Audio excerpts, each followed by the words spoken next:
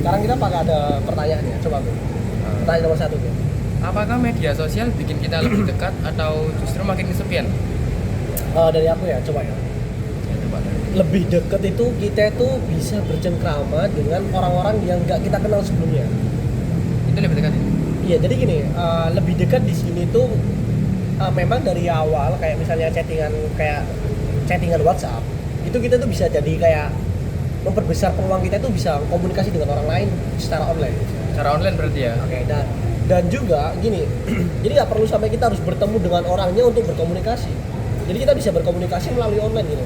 Dan itu menurutku itu salah satu tanda kita tuh bisa dekat dengan orang lain. Seperti malam-malam kita mabar, sebelum mabar kan kita chattingan dengan orang lain gitu kan. Itu kan juga bisa mempererat hubungan kan. Ya. Dan untuk hubungan lain itu biasanya sosial media itu tergantung lagi sih ya.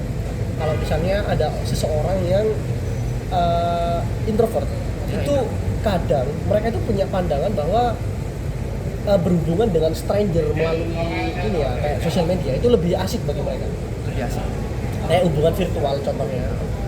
Hubungan di sini tuh bukan relationship ya, tapi kayak mungkin dari chattingan kayak komunikasi diskusi, forum diskusi, terus apalagi bertukar pikiran ya kayak gitu. Itu mereka dapat teman-teman yang gak mereka kenal sebelumnya gitu melalui sosial media. Dan itu menurutku jadi lebih dekat, mempererat seorang untuk membangun sebuah hubungan. Oke, kalau justru kesepian itu kayak gimana kalau menurut? Kesepian itu mereka melarikan diri dari halayak umum. Dia tuh kabur. Maksudnya gini, seharusnya mereka itu bisa berkomunikasi dengan orang-orang terdekat mereka. Mereka malah memilih asik sendiri dengan sosial medianya. Faktor mereka asik sendiri dengan sosial medianya kenapa ya? Mungkin oke. Faktornya ya, kalau faktor itu biasanya sih kalau dari beberapa teman-temanku sendiri ya, ada beberapa kayak gitu tuh mereka merasa lebih bahagia dengan kondisi di mana mereka itu interaksi dengan kayak konten kayak gitu. Terus juga apalagi mereka asik-asik sendiri dan tidak merasa have fun ketika bersama dengan orang lain. Dan itu biasanya mereka lebih tertutup akhirnya. Dan itu mengurangi jiwa-jiwa mereka untuk bersosialisasi kayak gitu. Dan makanya ada yang namanya introvert akut kayak gitu. Bahkan mereka berkomunikasi dengan orang pun susah kayak gitu. Itu karena mereka sudah merasa asik sendiri dengan sosial medianya kayak gitu. Dan itu depend sih, kayak tergantung seseorang sendiri untuk menangkapnya gimana dan menurut mereka seperti apa. Kalau menurut itu gimana tentang sosial media? Aku ya, kenapa seseorang bikin kita lebih dekat dengan sosmed? Mungkin dia lebih banyak berinteraksi di dunia virtual daripada real life ya, kayak lagu. Kalau untuk kesepian ya sama kayak Mas Yuda tadi. Kenapa? Dia melarikan diri dari khalayak umum atau real life ini, lebih ke real life gitu ya, lari ke sosmed karena mungkin dengan sosmed dia lebih hidup gitu. Benar. Beberapa kondisi itu merasakan seperti itu ya orang. Iya. Mungkin pertanyaan selanjutnya. Oke, yang pertanyaan kedua, batas antara jujur dan kasar dalam berbicara, di mana seharusnya kita berhenti? Itu kadang orang itu ada yang idealis sama orang itu yang juga bisa memperhatikan atau memperhitungkan perasaan orang lain. Idealis di sini tuh kayak mereka ngerasa bahwa apa yang telah jadi pendirian mereka, apa yang telah dipegang itu ya itu diri mereka gitu. Kayak contohnya ya, aku ini bicara tegas dan sedikit kasar itu sebenarnya tuh karena memang watakku seperti itu, karakterku. Jadi kamu jangan gampang tersinggung. Kadang kan orang seperti itu ada kan. Jadi merasa kayak aku goblok-goblokin kamu. Itu biasanya itu karena memang perasaan diriku sendiri. Ini diri sendiri. Iya, ini aku gitu. sendiri. Kalau nggak gini, bilang goblok-goblokin orang itu karena merasa dulunya dia tuh kayak gampang tertampar dengan kalimat seperti ini dan dia pun kadang digoblok-goblokin orang karena kesalahan dia pun merasa oh iya aku salah kayak gitu. Itu idealis. Jadi kayak kasar itu atau jujur kayak misalnya bro kamu tuh bodong tuh kayak gitu. Kadang apalagi kalau misalnya ada poin. Ya kayak gitu, makanya antara jujur sama kasar itu kan kadang-kadang orang nggak bisa nganggapnya sebuah kata yang kasar kan. Kalau misalnya bro kamu bau banget bro, kadang orang yang nggak terima atau kayak gitu nganggapnya kok kasar banget sih omonganmu kayak gitu.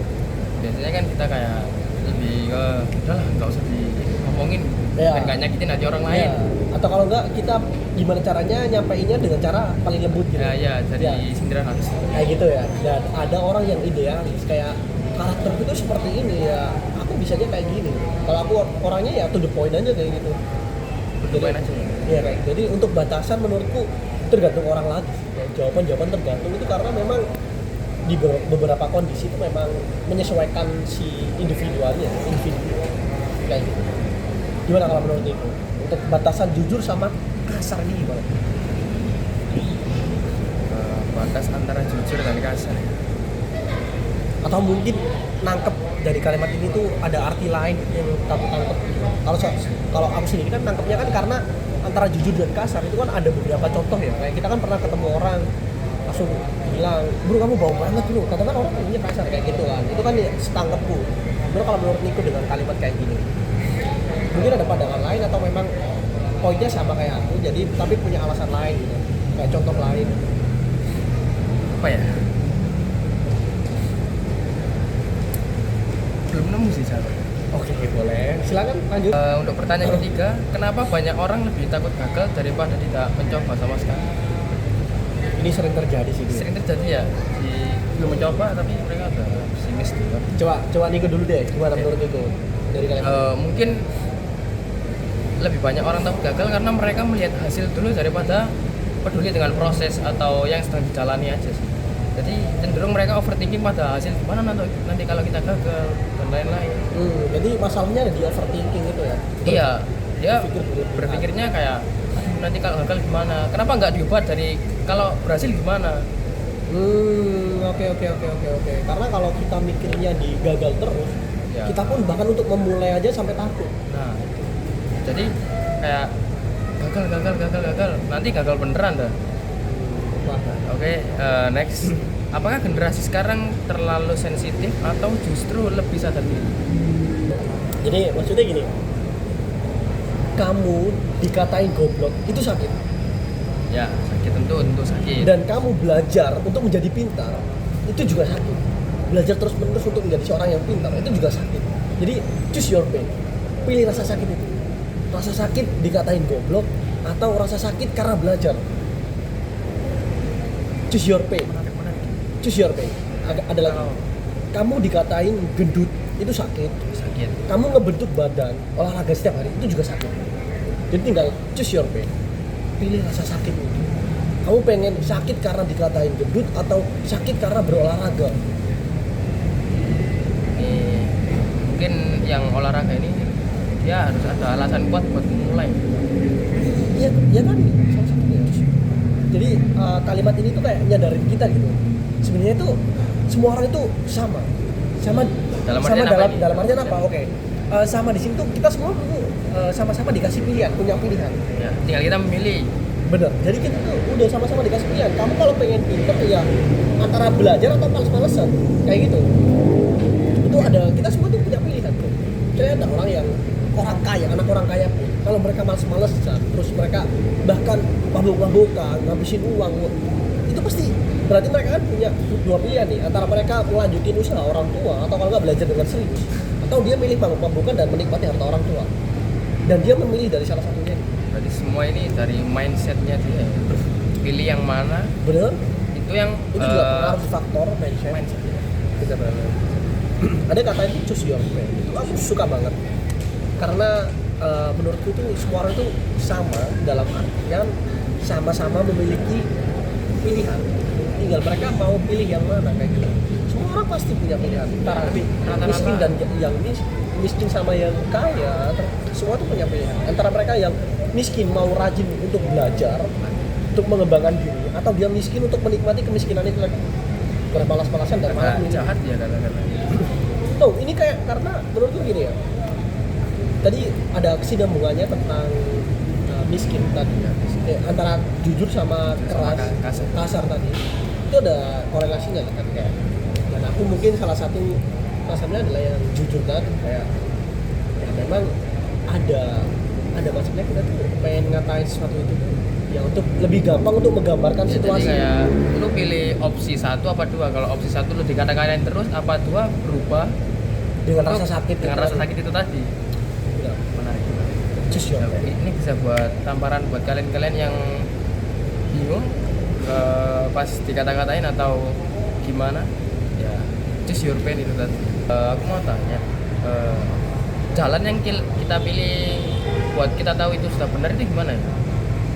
Nah, misal saya pilih olahraga nih buat bentuk badan atau apalah, itu kira-kira sudah benar apa enggak ya? Arahnya ke situ. Oke. Kadang itu pertanyaan seperti ini tuh muncul ya di diri kita itu kadang-kadang gitu ya. Tiba-tiba muncul gitu. Bingung. Apalagi ketika kita merasa kayak sendirian, apakah kita salah gitu ya. Gini, kita analogikan itu ketika kita berjalan di jalan yang sepi sama jalan yang banyak orang lalui. Ada dua jalan. Ya. Jalan yang pertama itu jalan yang sering banget orang lalui. Oke. Jalan yang umum dilalui. Yang umum dilalui. Dan kedua ada jalan yang sepi. Yang jarang orang lalui. Jarang Kita orang memilih lakukan. Jalan yang sepi, contoh ya. Dan ketika pertanyaan itu muncul, kita harus terima konsekuensinya. Yakni ketika kalian milih jalan yang sepi dan tidak banyak orang yang melewati. kayak gitu, itu bakalan kita harus menerima konsekuensi bahwa kita merasa sendirian. Karena memang di jalan itu tuh gak banyak orang lalu. Tapi jangan merasa sendiri atau kalian merasa berbeda. Tapi karena memang kalian tuh memilih jalan-jalan kayak gitu. Dan orang yang hebat, orang yang kuat itu bukan orang yang berani, itu bukan orang yang tidak takut apapun. Tapi orang yang berani itu orang yang tetap berjalan walaupun dengan ketakutannya. Tapi di sisi lain setelah dia yakin ini benar, ini kan muncul pertanyaan lagi. Apa ini udah benar ya? Semua itu tergantung perspektif. Di ujung jalan itu misteri. Future itu misteri. Masa depan itu gak ada yang tahu. Entah kita itu seperti apa. Yang jelas pastikan diri itu ada di jalan yang improve. Ada di jalan di titik dimana kamu itu improve diri gitu. Ada peningkatan diri. Value-mu nambah kayak gitu. Ilmu-mu nambah. Jadi intinya kita tinggal jalanin aja ya. Urusan hasil Gak ada yang tahu. Selama kalian itu jalan yang kalian pilih itu adalah jalan yang memang merasa menurut kalian itu bisa mengimprove diri kalian. Ada impact di dirimu tuh menambah value atau kalau nggak kalian merasa lebih baik dari sebelumnya, itu berarti jalan yang kami pilih itu sudah bagus. menurut Mas Yaya nih, perintis itu definisinya seperti apa sih? Walaupun dia anak orang kaya, ketika dia mulai membuka suatu hal yang baru, apakah bisa dibilang perintis? Itu dia. Backgroundnya dia Makanya walaupun dia dari lulusan Harvard kayak gitu ya, dia pinter banget, bahkan ada kekayaan orang tuanya yang membantu. Itu kalau dia mau membuka usaha dari awal, itu ya namanya perintis, bro. Itu menurutku ya kayak kecuali misalnya kayak sekolah dan biaya bantuan dari orang tua itu privilege. Maksudnya ke privilege. itu nggak dihitung ya? Nggak Apa? dihitung dalam artian Perintis tadi. tadi. Iya, itu kayak privilege gitu. Kalau menurutku masuknya itu dalam privilege. Kayak keistimewaan tersendiri lah buat dia itu. Berarti intinya bukan kita melanjutkan usaha ya, tapi kita bangun usaha dari nol. Beda lagi kalau melanjutkan usaha itu sama sekali bukan perintis. Bukan perintis karena kan udah ada jejaknya dari ya, yang ya itu bukan perintis, ya perintis sayangnya kalau gitu. Beda lagi kalau dia pengen mendirikan usaha sendiri, itu namanya pasti perintis. Kalau melanjutkan itu udah masuk ke perintis, dan untuk bantuan dan pendidikan, background pendidikan itu masuknya privilege. termasuk pewaris nggak kalau melanjutkan usaha? Pewaris jelas dong, kan pewaris. Iya kan? Jadi Pewaris nggak ada. masuk akal nggak kalau misalnya kayak gitu tuh masuknya ke privilege?